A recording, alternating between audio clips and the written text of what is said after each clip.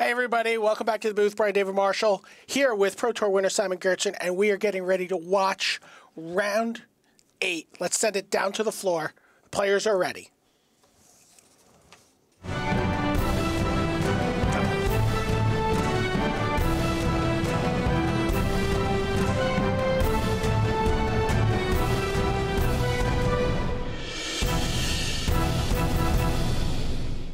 Hello and welcome to what is actually round 9 here of the World Championships on day 2. Brian David Marshall here with Simon Gertsen. We've got a good match lined up for you. Let's take a look at who we're gonna see.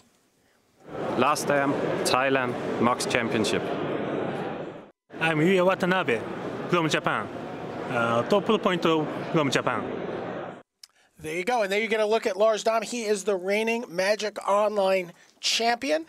Guy has a ridiculous win percentage in premier events on Magic Online. And there, of course, is Yuuya Watanabe playing in his 3rd straight World Championship. Obviously, the first year was called the Players' Championship. And, oh, by the way, he won the event that year. So, Simon, what's the matchup we're looking at here between these two decks? Lars Dam has something spicy here. It is what looks like a Jeskai deck, but there is both black cards. Well, there's black cards. Let's put it that way. He has only a single planes to support his Jeskai cards because he has so many non-basic lands, and he's splashing for dead drop. So that could be a fun card to surprise opponents. I love that. There you get a look at the stats for Lars Dam. You know, but you know, we also just saw Yuuya's stats, which to me, he's 25 years old. He has 400 pro points. That's kind of crazy. Yeah, he's too young for the career he's already had. He's on Teamer, by the way. Yeah, straight Teamer, no splash. Man is not as clean as Lars's is. Doesn't have as many non-basic lands. There you see 3 straight gain lands for Lars Dam. Yeah, but Lars does have the greedier deck. Yuuya wants to be in 3 colors. It's actually a surprisingly slow start that we see this game here. Disdainful Stroke as basically the first play of the game. Right.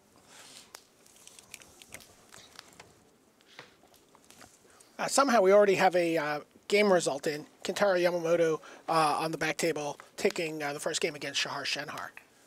So more from Lars Dam. And Hooting Mandrills. Even if you only have to pay, even if you still have to pay 5 for that, it is good enough to block most morphs. And it's important to note that Dam has 3 Efreet Weapon Masters. So you do have to be careful about 4/3 first strike. Just, well, I would say it's very tough to block if Dam attacks there. There you see Jeskai Ascendancy from Lars Dam. So playing Jeskai Ascendancy in through 4 modern rounds yesterday and through 3 limited rounds today. Which is what Josh Utter-Leyton is doing as well. Yeah. So Hooting Mandrills gets nerfed by a Monastery Flock.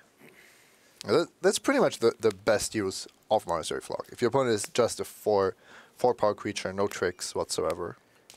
And Yuuya just deploys another morph of his own and a second morph. You know, they fix which morph token he uses, and a Leaping Master, which cannot really do any leaping in his deck.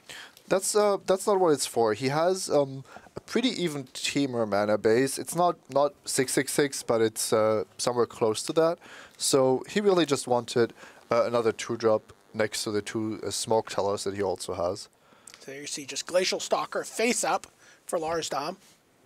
I like the interaction of Jeskai Ascendancy and Dead Drop, but Lars Dam is also... is he playing another Ascendancy? Let me check. Yeah, he has a Mardu Ascendancy on the splash. That's a spicy deck. I think if you get both of the Ascendancies running, that could make for some fun interactions. Yeah. So Mystic of the Hidden Way unmorphs for Yuuya Watanabe. He gets in for 3, and Warname Aspirant with the raid trigger. So just able to make 2 plays a turn essentially. No, both of these 2-drops were just perfect in combination with the Mystic of the Hidden Way, because you could basically. But he's able to morph Mystic, play a guy, unmorph Mystic, play a guy over 2 turns. And the Mystic itself is not really a good tempo play itself. You spend 6 mana and 2 turns for a 3-power creature. So if you're racing, that's not great. But if you get to deploy 2-drops at the same time, and your opponent is currently not really applying pressure, that's great. So, see, Glacial Stalker gets in. And now I think, are we going to see a face-up War Behemoth? Yeah, well, it's kind of sad that Lars has not really been able to use the Jeskai Ascendancy at all. So this doesn't really bode well for him if he's in a race that he can't win, and as long as he can't stop the Mystic of the Hidden Way. With a hand of Mistfire Weaver and Martyr Ascendancy, he's almost forced to go aggressive, which is going to be great once he finds non-creature spells. Well, I mean, the Martyr Ascendancy is a non-creature spell. Yeah, you just don't get to get the tokens and pump them. Sure. But you start looting once you play the Mardu Ascendancy. You start trying to find some of those cards. Okay, so let's take a look at the cards that Lars is working with in hand here. There you see the Mardu Ascendancy, you see a Mountain, and of course the Mistfire Weaver that you mentioned earlier. What's up Yuuya's sleeve? Yuuya is on a much more aggressive plan, which I do have to say I look like. At that.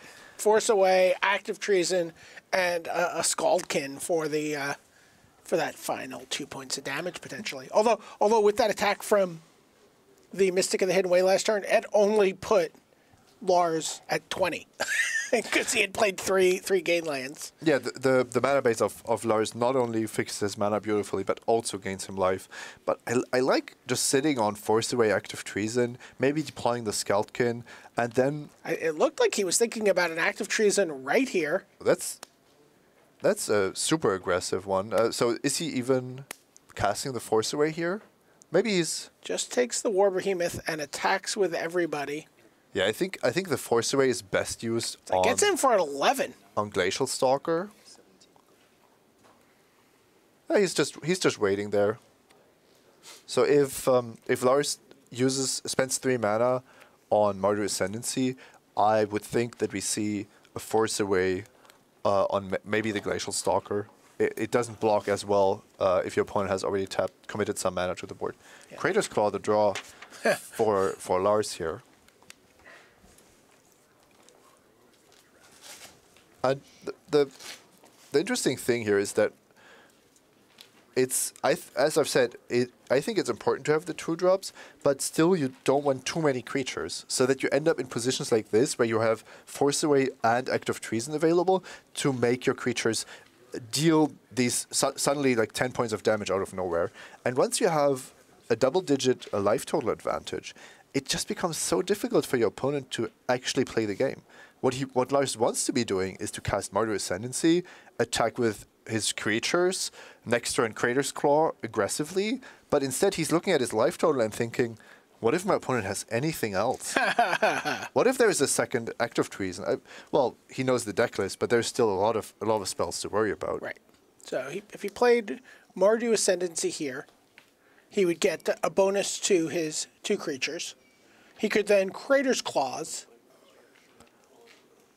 But then he would have to attack. He would want to attack first. Yeah, that's... Something that would be an option here is Mardu Ascendancy, attack... Well, Mardu Ascendancy, trigger Jeskai Ascendancy, loot. Attack with the 2 large creatures, and post-combat, just play a tiny Kratos Claws. Kill something? Killing maybe Leaping Master, maybe one Amassment, depending on... If you have 2 mana, if you have 3 mana, you can actually kill the Mystic of the Hidden Way. Right. Well, and this may be what we're seeing here. And then you untap your creatures. Yes. So the whole... I'm on my 9 is not as much of a disadvantage. Oh, he just drew a Flying Crane technique. So we might see him prepare for the Killing Blow next turn. Right. He has now the Ferocious Trigger for his Kratos Claws. Yeah, he actually has it twice. Yes. So that's important in case of Force Away being cast, which we know about, but he doesn't. Well, he has to be aware that it could be a force away. But if your opponent already played a spell for his turn, it's not like he has given away the information that he definitely has to have something. He loots away the Mistfire Weaver. That's a strong signal that you have pretty good cards at hand.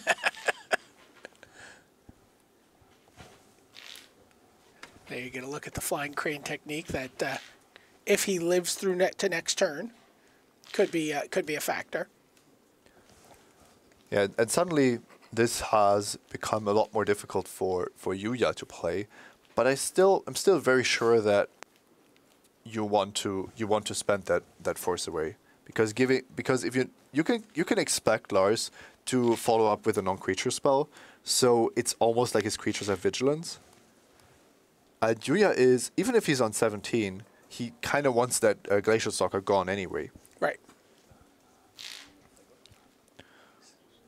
So Lars is thinking about his attacks. This is actually interesting. Is Lars still in his main phase, or is Yuuya the one with priority and thinking about if he wants to allow Lars to attack? Because both of these are difficult decisions. Yeah, that's. Yep, and now Bear's Companion does look better than a 2/2 flyer. Actually, a card that started off a bit overrated.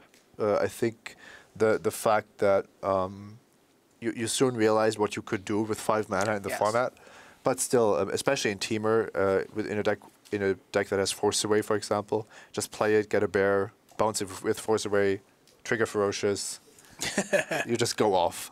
Yeah.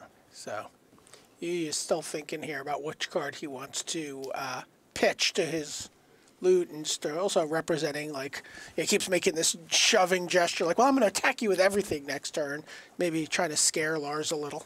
Not only does he want to make the most informed decision, but he also wants to make sure that his opponent knows that he has plans. Right. So there you go. So the War Behemoth attacks 4. You get a token attacking for 1. Yuuya falls to 12. And now we're going to see Crater Claws probably taking out the Mystic of the Hidden Way here.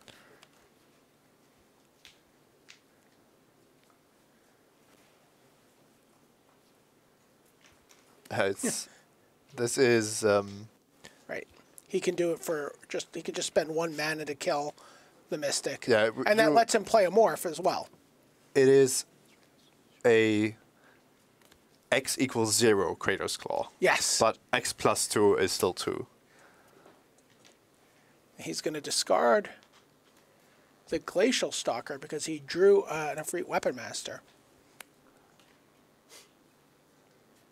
So untap the guys, play a land, play the Efreet, face down, and okay, it's on you, Yuuya. Yeah, that was an incredible turn for Lars. Yuuya would need to draw Barrage of Boulders here if he wants to win this turn. That would be just enough, right? That would be Yeah, exactly 9. Basically. Does he have Rush of Boulders? No, he doesn't. I just checked. How can you not have Barrage of Boulders? I don't understand. So we're going to see a Scaldkin. Yeah, the problem is Yuuya knows that he's behind, facing off 2 active Ascendancies, but he doesn't know the last card in Lars' hand is, well, bad news. So the question is Yuuya...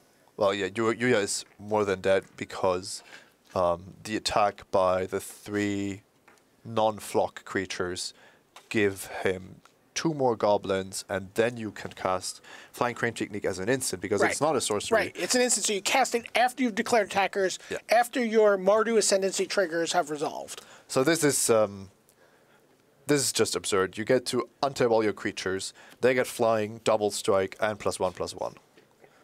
So you would need more than 1 Skullkin to stop this.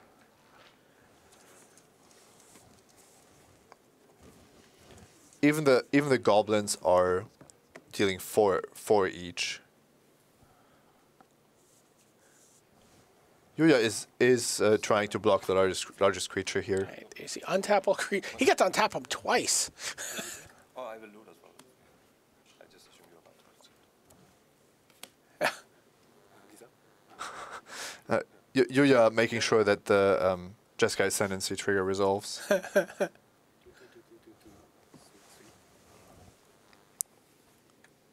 So I can block that guy. So Yuuya survives if Lars somehow forgets about the +1/+1 trigger of Jeskai Ascendancy, but he's just dead otherwise. So Now he says double strike. And once again, we see you're reading a card. Okay. just making sure. Yeah, just double checking the double strike. Yep. Dead. Shows him the Efreet Weapon Master. That was his morph. There was a very interesting deck to make Flying Crane Technique work in an archetype that's not super aggressive. Right. That is the Flying Crane Technique dead drop deck. so that's great. Okay, we got some more Magic to bring you, but first we have a couple of messages. Here, accessories from Ultra Pro. You can see the full array of card sleeves, deck boxes, playmats, and portfolios of your favorite Magic artwork at ultrapro.com. Hump bigger game by playing in a Grand Prix. These open tournaments feature the best players in your region as well as top Magic pros from around the world. Upcoming Grand Prix include Baltimore, Milan, Denver, Manila, Omaha, and Shizuoka. Visit magic.wizards.com/Grand Prix for a complete schedule. All right, we're back. So you see an empty table there in the back. That is the result of a quick win by Kentaro Yamamoto over Shahar Shenhar, which brings Yamamoto up to 7-2 after 9 rounds, drops Shahar Shenhar to 5-3, and we are doing a live look in here at the match between William Jensen and Josh Utter-Leyton. We see an Obzon Ascendancy. We see a lot of dice. This is still game 1, folks. Oh, wow. We see Active Treason on Swarm of Bloodflies, but Feet of Resistance protects it from being stolen, ticks the counters on the Bloodflies up to 6. I'm surprised that Josh is still in this. Look at how many permanents Huey Jensen has on his board. He needed to put the Absent Ascendancy into the red zone just to fit all his permanents in there. He's got 14 lands in play. That may be how he's still in the game. But that means he still drew enough spells to have such a dominating board. It's just a lot of value when you look at the triple Mardu Skull Hunter, the Absent Ascendancy, of course. Even Swarm of Bloodflies doing a great impression of a dragon here. This would be the time to go into Jeskai Ascendancy combo mode. So, Crippling Chill from Josh Utter-Leyton. And he definitely goes into attack mode. I don't know what the life totals are here, but he's got 3 spells, and that's going to do it. Josh Utter-Leyton takes that game. Casually, it seems. What's that? Casually. Casually with quite some prowess. He had 3 spells that triggered that turn. Oh. Not quite storm count, but he's like, yep, I got this, I got this, I got this. I'm going to beat your 25 permanents with a Crippling Chill and an Active Treason. So game 1 in that match goes to Josh Utter-Leyton. Lars Dam, of course, on our main table, up a game over Yuuya Watanabe. Yuichi Ichikawa and Owen Turtenwald, there you see on your left, they are just starting game 3. We'll take a live look at over there. And you see Forrest on both sides of the table. What does that matchup look like? Owen is playing sort of a light. He's the only Abzan drafter at pod 1. Huey has a Black-Red Warrior deck splashing green, but Owen went for Abzan once he got I think, a late Ivory Tusk Fortress in Pack 1, and even the Siege Rhino that was opened at the table. Ichikawa is playing a Sultai deck that is lightly splashing some Temur. Yeah, we saw that last round. Quite impressive with the Sultai Charm and the Master of the Way, all these value cards, a double Death Frenzy as well. Yeah. So, more from Owen and a Archer's Parapet from Ichikawa. Even though Owen is playing Abzan, he has a mana base that's heavily favoring forests and swamps. And then you see Ichikawa block the Morph, and Waken the Bear takes down the Parapet, and you know, gets in fires one arrow before it goes, but you know, big wall down for Ichikawa. So he looks at his hand. And I think we're going to see a Sultai Scavenger here, maybe? It's always interesting, this decision, if you want to cast the Scavenger as soon as you can, or if you wait longer, and it might actually only cost you 1 mana. But I think that Yuuki has multiple Delve cards in his hand, actually, and in his deck. So he knows that he's always going to be making use of cards in his graveyard. Yeah, there we see. It looks like some of my favorite cards in Owen's deck. Yeah, his hand has Ivory Tusk Fortress, Scout the Borders. Yeah, well, Scout the Borders is what I was talking about. I wasn't talking about Ivory Tusk Fortress. And, surprisingly. And a dead drop. Yeah, dead drop, especially with the Scout the Borders. And this is a matchup where dead drop is huge, because Yuuki is not playing 2-drops. He's playing, well, he's playing the Parapets, but he's not playing like the small creatures that you don't want to see when your opponent, when you want to dead drop your opponent. Right. And he gives Owen the time to cast something like Scout the Borders without feeling like you're giving up too much. Definitely. So here you see Scout the Borders, reveals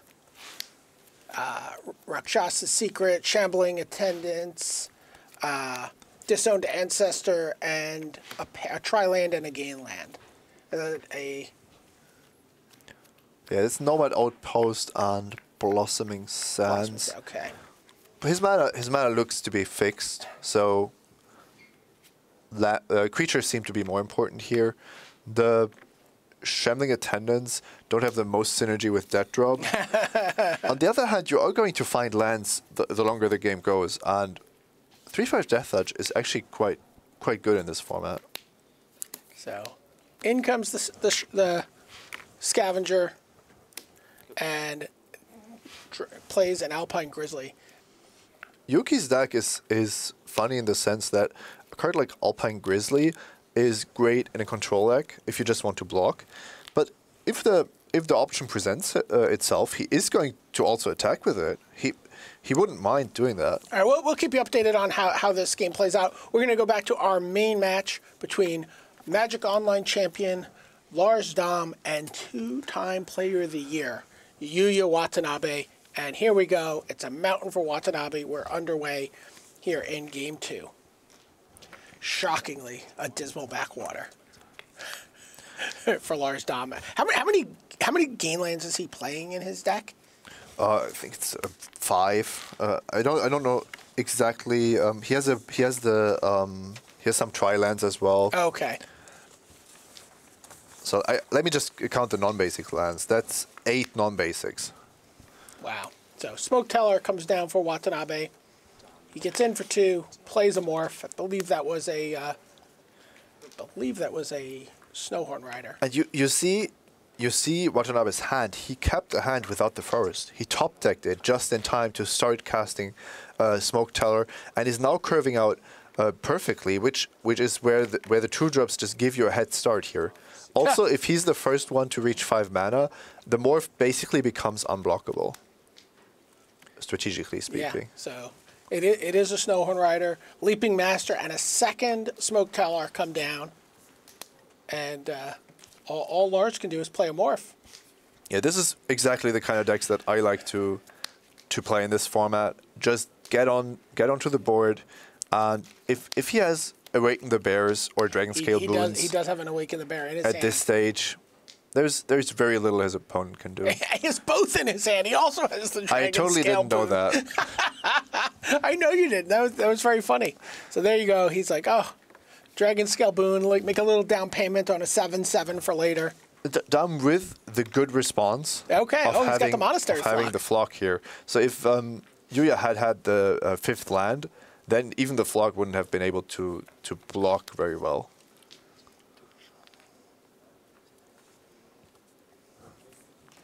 Actually, interesting. If maybe Awaken the Bear was the better pump spell to play there, just because of the flock. Sure. And he saw the flock in game 1. And they know about all the morphs. Right. In Right. They have full access to this deck list. So Jeering Instigator comes down. Yeah. Sometimes you just have to. But maybe he's aware of the Disdainful Stroke, and so he played around the Disdainful Stroke there, and now Awaken the Bear is not counterable by Disdainful Stroke. Oh, very good point. Yes. So Smoke Teller and Jeering Instigator tussle. The flock gets in front of the 4/4 morph. I like just saving your Smoke Tiller here. You're dealing so much damage. Right, because if you draw land next turn, you can unmorph the... Yeah, and that's exactly what Watanabe does. He is on the same page as you, Simon Gertzen. It looks at first that you might want to pump your morph, but that's already a huge threat. So keeping around all these 2/2s means that next turn, even if your opponent plays a blocker, you just attack with everything again. And then your opponent is so low on life that you don't mind losing one of your bears. How low on life is he? He's at 3. So, a morph from Dom, and he's dead on paper. He has an uncastable Disdainful Stroke, and all the Ifrit Weapon Masters in the world aren't going to save you. Yeah, there you go. Yuuya Watanabe quickly evens things up against Lars Dom, and that was just, Rich in the pre-round talk was talking about 2-drops and why we keep talking about 2-drops. This is why. That's why. I mean, you're able to just, the morphs. Yes, they're great, but you come out just a little bit ahead of them, and if you have any way to combat trick your opponent, you just keep them on their heels. So we're gonna go back and look at this match that we started watching a little bit of before between Ichikawa and Turtenwald. This is game 3, and Shambling Attendant is getting into a fight with a morph, and it was. And Owen is, he's like, I got to get rid of that thing. I'm willing to 2-for-1 myself with an Awaken the Bear. Yeah, and that shows us under how much pressure he is. His hand is great, but this is not the matchup he wants to be playing. He's the mid-rangey, somewhat control-ish Abzan deck, and his opponent is the crazy 2 Disdainful Strokes after boarding, somehow still aggressive creatures, but incredible late game. 4-color deck, Sultai splashing red. So face up Ice Feather Aven from Ichikawa, and that gets eaten along with the Alpine Grizzly. Huh. I wouldn't be surprised if that face up Aven was exactly there to play around dead drop, to keep a 3/3 flyer rather than only a 2/2 flyer with summoning sickness. So Siege Rhino is the follow-up there for Owen. Yeah, the Siege Rhino almost gets a Dismal Backwater. Almost a time walk there. So Master the Way seals the game for Yuki Ichikawa. So he's playing this deck as if it was the most normal KTK deck ever drafted. He's like, yeah, sure, now I have the Master the Way to race you with my control deck. Yeah, the Master the Way in my Sultai deck. Yeah. Yeah. So Yuki Ichikawa goes to 5-4 after 9 rounds. Owen Turtenwald falls below 500 to 4-5.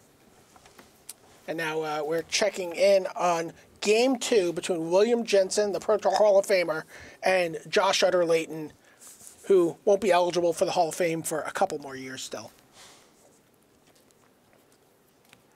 And then you see he plays a Jeskai Wind Scout.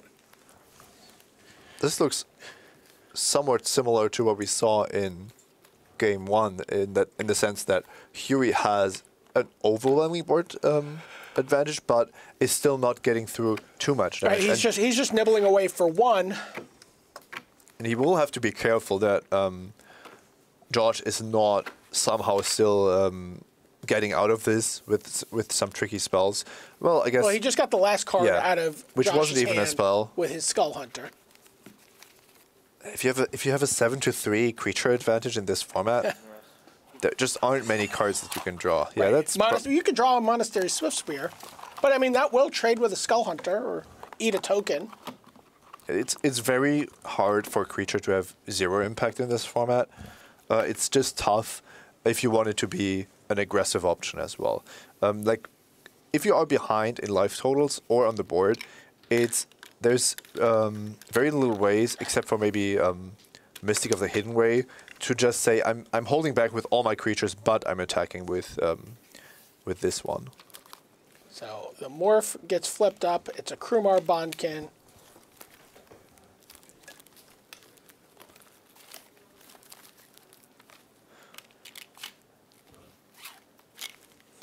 Yeah, so this game has now progressed from the mid game, and we're entering the later stages where both players are just trying to outdraw each other. Right. But Huey is definitely the one who is happier about this. The Scout can actually quite relevant because now double blocking the Alabaster Current is an option. Well. He's like, oh, you like double blocks, I hear. All right, let's get in with everybody. So, Josh lines things up. Some blocks are really easy here. A Flock on Bellowing Saddlebrood. Sage-Eye Harrier gets to eat a 2/1. And then there are some blocks which you have to make that are definitely not as nice. Now, the Skulkin is currently blocking Alabaster Kirin with 2 mana up. I don't think he has any cards in He had 0 last turn, so if the Skulkin is chump blocking, it should definitely be chump blocking something else. Well, and maybe that's what he's thinking about as well, but he must be low enough. What's Josh's life total? He's still swapping blockers around, realizing Gonna assume he's at what, 7 here? Yeah, he is. I could see his. Taking 5 from Krumar Bondkin was definitely not an option there.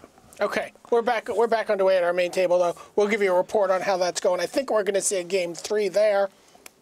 But right now we have a game 3 on hand here between Lars Dam and Yuuya Watanabe.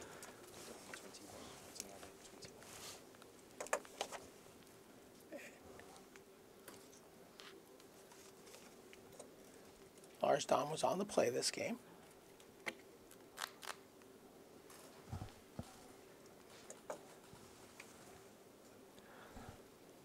Looks to be that seemed to be a difficult decision there.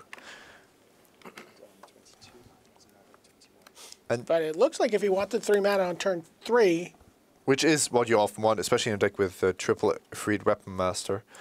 I love the fact how this round in particular shows off the fact that you can play 2-color, you can play 2-color with a splash, you can play 3-color, but you can be even more greedy. And Lars and Yuuki are showing off how good these decks can be.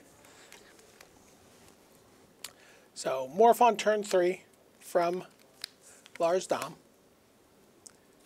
And you see he's holding a Mardu Ascendancy, a Weave Fate, a Treasure Cruise, and a Wetland Sandbar.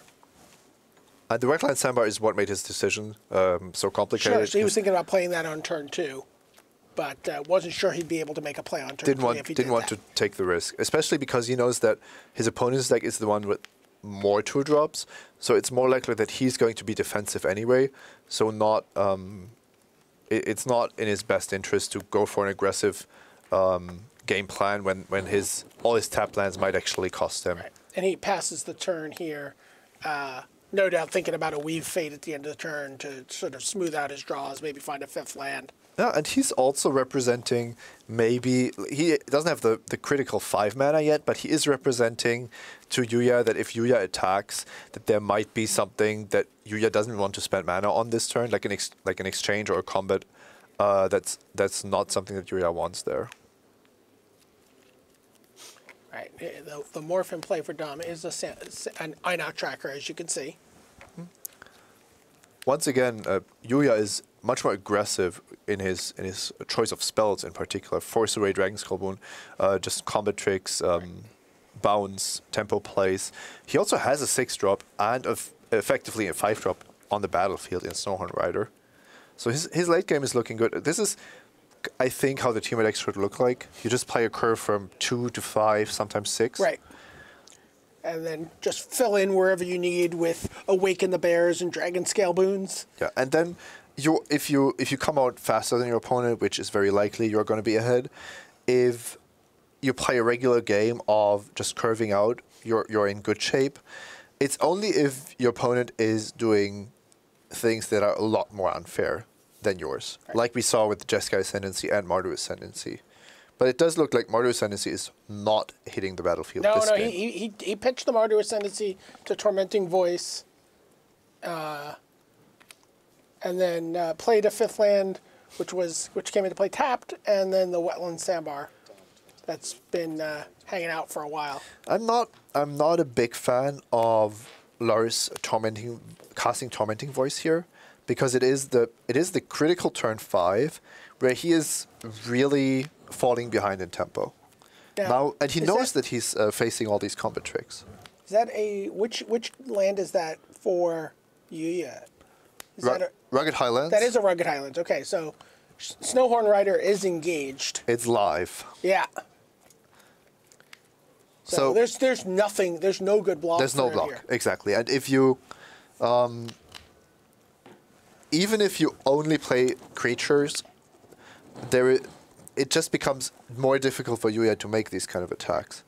I know this is going to be shocking to you here, Simon, based on the board we were looking at, but Josh Utter-Leyton did win that game. Not very shocking at all. No. No. So I'm sorry, William Jensen won that game. So those guys are tied up and going into game 3. And what was shocking was that Josh won game 1. Yes, it was very shocking. So, and then the Snowhorn Rider unmorphs, gets in for, 9 damage there. And we see in a free Weapon Master, gives a little bonus to the morph, and Lars just goes on the offensive.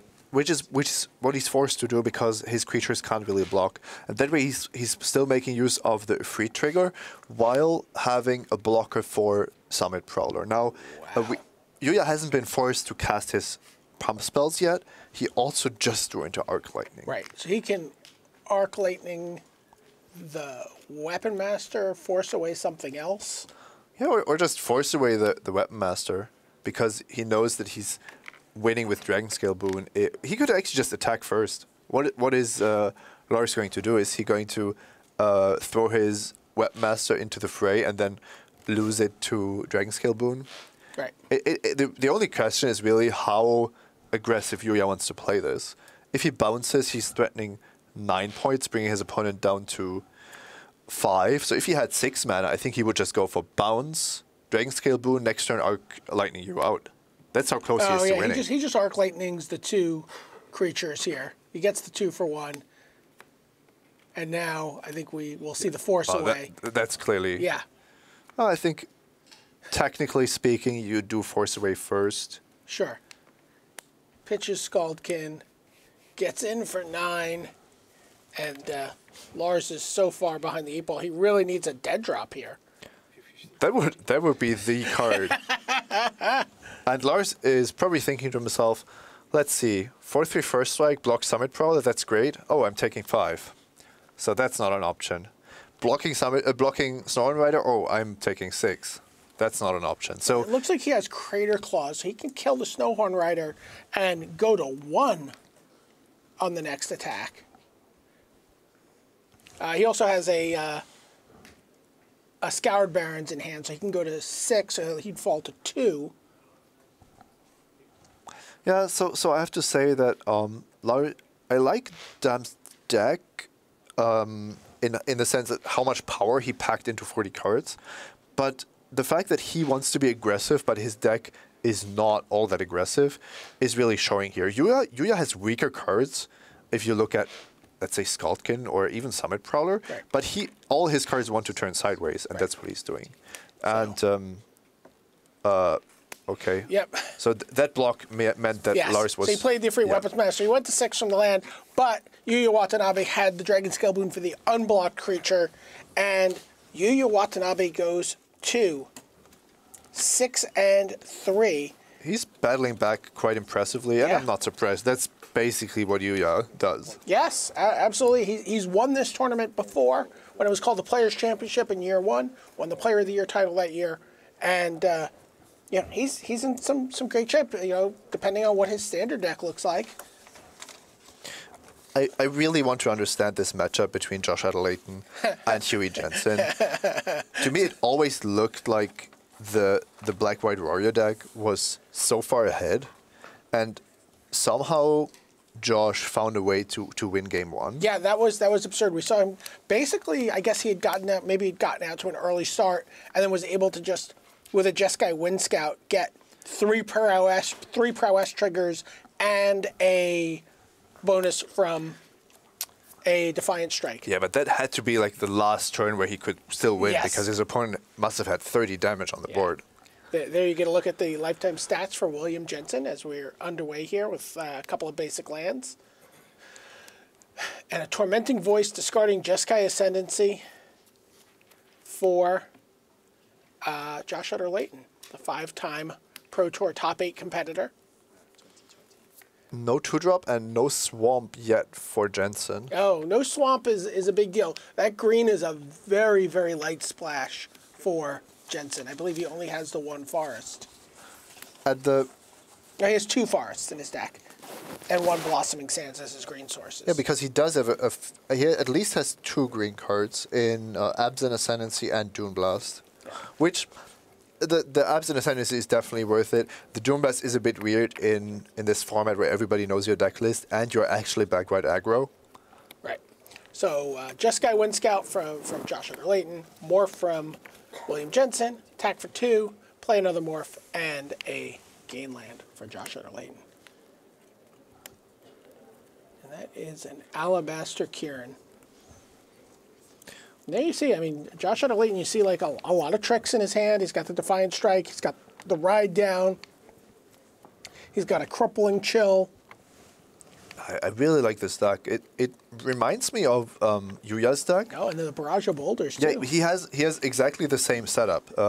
2 drops, 3 drops, some morphs, and then the ways to punch through, so that the 2 drops actually matter. And I think that's kind of the key. When we are saying that 2 drops are important, it's 2 drops and ways to make them matter. And that's what you do if you are playing Defiant Strike, Ride Down, Barrage of Boulders, Crippling Chill, all these kind of effects. And here, Alabaster Kieran is usually a card you don't want to see if you're playing aggro, but with prowess triggers and like Ride Down effectively being one of the best removal spells you can have, that just changes things. It's not an easy block here for Jensen. But he makes it. And he's maybe thinking it's a Defiant Strike or some sort of... Oh, look at this. He's going to Crippling Chill the Morph. Yeah, and Defiant Strike here. And that way he's still holding on to his removal spells. Right, and draws himself 2 cards deeper into his deck in the process. Smooths out his draw. Maybe finds a 5th land that he was looking for. And he does. In the Windscarred. We have to mention Crag, yeah. how much discipline it requires to discard the Jeskai Ascendancy to the Tormenting Voice. Because imagine how good that Jeskai is. You see that sequence of plays, Crippling Chill, Defiant Strike. You have to be fantasizing about digging so much deeper into your deck with those Josh cards. didn't want to have he didn't want to have any plays that endangered his board position. Right. He knows that the late game is not where he wants to be against Huey. Right. And Huey has to take a turn here and cast Bitter Revelation. Yeah. Huey's deck is the one that is a bit more split between his aggro plan and the control plan. Right. There you see he is holding the Dune Blast you were talking about. He also has an Abzan Ascendancy and a Mordu Skull Hunter, and he's going to add 2 cards into that mix.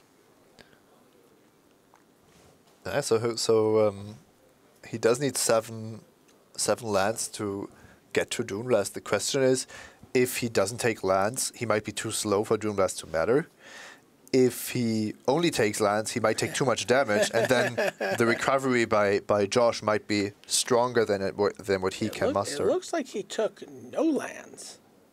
So, yeah, just spells. Oh, no, there's a swamp. There's a swamp, okay. So, he has Swamp, Absent Ascendancy, maybe even just the Swarm of Bloodflies as a blocker for Jeskai Windscout. Not a 5-drop I'm a fan of, because it's almost never going to change your position on the battlefield, sure. your situation. So there's a Bloodfire Expert, there's a Leaping Master, and oh, by the way, everything's going to be unblockable next turn with a barrage of boulders. This could actually just be one of these key double-digit life total attacks, or even a lethal one, depending on, like, it's kind of tough to combine Barrage of Boulders and Ride Down, because there won't be any blocking creatures. He can get in for 11 next turn just with the Barrage of Boulders. And Jensen's on 12, so any other prowess trigger will do it. Take a look what Huey is working with. The Absent Ascendancy, not a tempo play here. Rush of Battle, effectively worthless. Swarm of Bloodflies, well, I just talked about it. You want to play a 2-mana 2/2 and not a 5-mana 2/2. Right.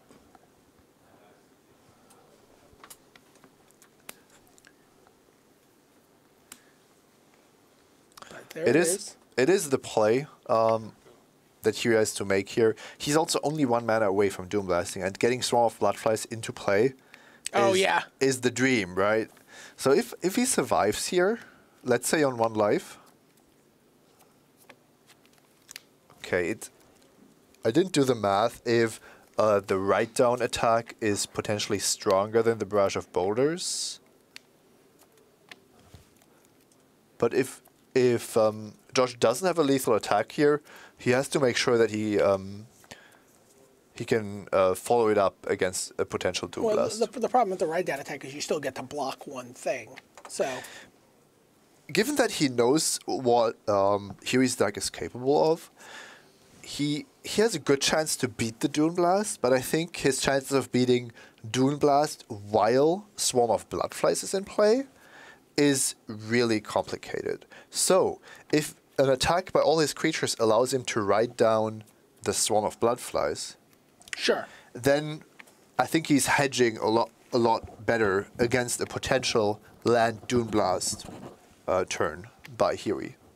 And could Huey have the discipline to not put his Swarm of Bloodflies into battle here?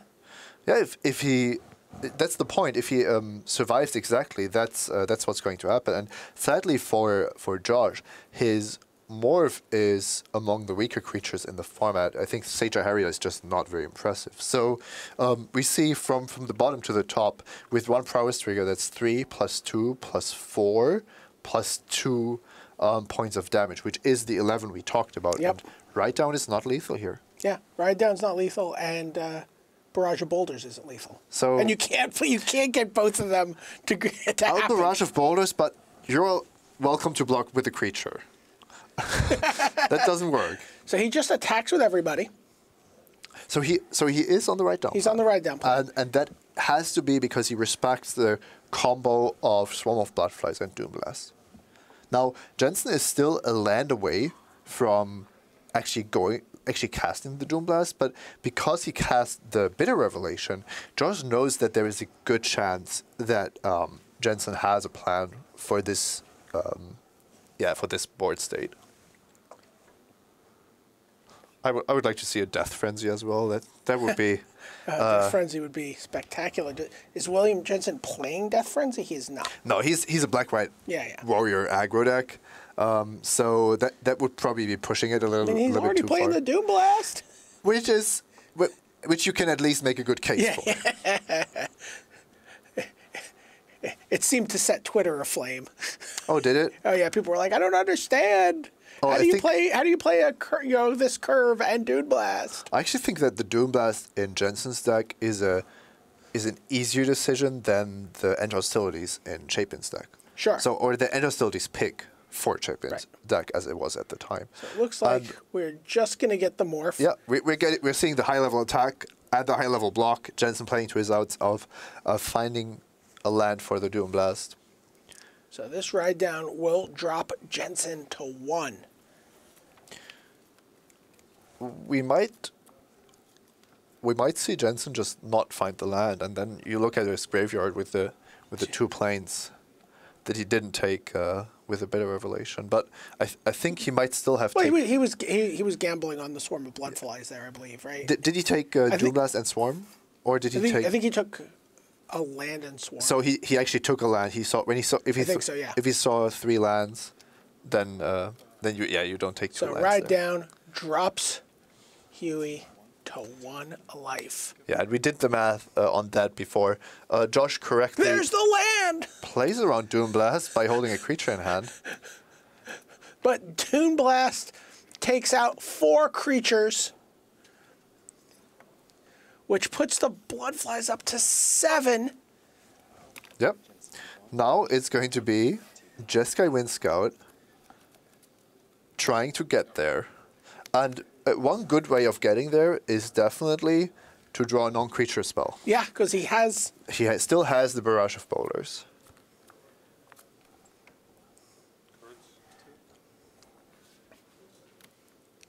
So the other card in his hand is only a tapped land, so that's not going to be relevant. Okay, so Abzan Ascendancy comes down.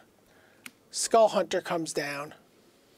The Ascendancy is great for against the removal spell. Exactly, which is actually not what Josh is on. So the Barrage of Boulders would still be the win if Josh had drawn a non-creature spell in either of the 2 last draw steps. I don't think that bluffing a spell with the Tranquil Cove is actually doing him much of a favor. Here he knows that, for example, he is dead against Bounce or Barrage of Boulders plus something else. He's holding Russia Battle here, so he is going to... Oh, he's definitely casting that. Yeah. Yeah, that might just put the game out of reach for Josh. I do like the attack with the Bloodflies as well. You don't want this game to go any longer. Gets in for 10 with the Bloodflies. Gets in for 5 with the Skull Hunter, and that's going to be... Yeah, he blocks that. Yeah, Josh was at 15. That was a lethal attack. Yeah, the Swarm should get a counter from the Jeskai Windscout dying. And Josh has to concede. Wow. That was one of the closest games I've seen at the World Championships this year. William Jensen draws exactly the land he needed at exactly the last possible moment for the Dune Blast. And played accordingly. Right. Oh my gosh. That was just, spectacular magic by William Jensen. Also very well played by Josh. Yeah, absolutely. Who gave him the chance to mess up by blocking with Swarm of Bloodflies, which you could do if you are playing around something else. But Huey realized that he needs to find the land, he needs to Dune Blast, and what do you want to have him play if you Dune Blast? Swarm of Bloodflies. Wow. So just to give you a recap of what happened in the feature match area this round, we had Kentaro Yamamoto defeat reigning world champion Shahar Shenhar. So Yamamoto goes to 7-2.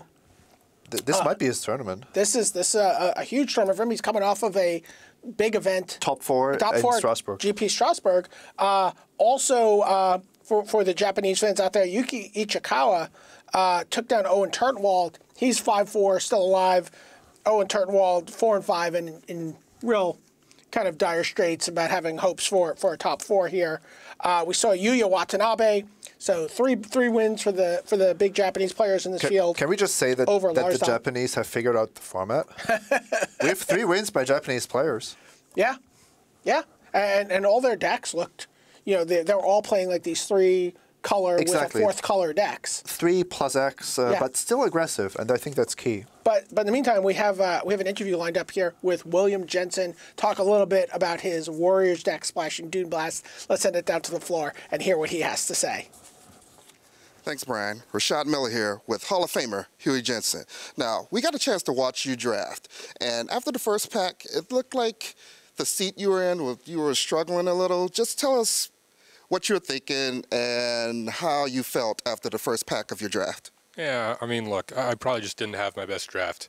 Like, that's just how it goes sometimes. My seat, whatever. It is what it is. I probably could have made some better decisions. I had a lot of black cards after the first pack, so I was looking to be either black-green or black-white. I do like to be 2 colors when I can. So after a couple packs I had, my white cards weren't even that great. I just happen to have more of them. So I thought I was going to be in a white-black deck, but then pack 3, pick 2, I got a Dune Blast. And I said, Dune Blast is a card that's just so good. If I would ever be any of those 2 colors, I'd play it as a 3rd, often as a 4th. It just allows you to have a card in your deck that almost always wins you the game when you cast it, which is a pretty good place to be, especially when the format's not that fast. I mean, like you saw against Josh, I got lucky there and was able to cast Dune Blast and ended up winning the game. All right, so in most of your games, you've managed to get quite the board position going wide with your deck, even though your deck doesn't have a lot of the enablers that allow the black-white deck, some of the cards that are most used for that situation. Well, like I have one drop, the guy that you give Death Touch, Hate Blade, I think it's called. Yeah. And then I have, like game 2 against Josh, I played turn 1 Hate Blade, turn 2 War Shrieker, whatever it's called, turn 3 Horde Chief, turn 4 Bellowing Saddle Brute. So the dream. Yeah, the dream. So my deck is capable of getting draws like that, but more than likely I'll get some draws too that are 3 planes in a forest and struggle like the last game. So yeah, unfortunately my mana's not perfect because I didn't know I was going to have the splash until pack 3, so I didn't prioritize mana fixing very high. I was able to get 1 dual land, but I'm 2-0 with the deck, so I feel pretty good about that. All right, so that's William Jensen. He's going to 6-3 in this World Championship. I'm Rashad Miller, and we're going to send it back to the booth. Thanks, Rashad. They're interesting to hear. You talked about, people were wondering about the Dune Blast pick on Twitter and on the Twitch chat. And then you hear, Jensen, he's like, well, if I'm a 2-color deck and I can play that as my 3rd color, I'm playing that card because when I play it, I win. And he's like, I'll even play it as a 4th color. So it gives you an idea of the power of Dune Blast. Sounds like we are ready to go back to the news desk. We have one more round of Khans of Tarkir draft action to watch. Simon and I will be bringing it to you, but we're going to send it back to the desk for now. Make no mistake, Brian David Marshall, he loves his Magic. No doubt about that whatsoever. You see him there gearing up for the next round. One more round to come. Simon in the booth with him. He'll be there getting ready. All right, welcome back to the news desk. No doubt about it, doing their homework ready for the final round. Simon Gertzen and Brian David Marshall there. So just going to give you a couple of results. Of course, we have 12 per round. I'm going to start talking to you about people who may be out the door. They'll still play their last rounds. They'll still try and get pro points. But top 4 is receding rapidly. 4. Ray Perez Jr. He is at 2-7, and the 7th loss. Pretty much the best you can do is 50-50, 7-7, almost certainly not good enough. He lost to Li Shi-chan, who is barely alive at 3-6. Also barely alive at 3-6, Nam Sung-wook, your Grand Prix Melbourne champion for 2014 from South Korea. That is because Reed Duke is at 2-7. He is very, very unlikely now to be back in the final against Shahar Shenhar. Shahar Shenhar, meanwhile, your defending champion, well, he is up to he's at 6-3 right now. Kentaro Yamamoto defeated him to go to 7-2 this round. And Shahar Shenhar, I'm going to have to be ever so nice about him because he's just standing over there, which means that in a minute you're going to hear all about his draft in the company of Marshall Sutcliffe.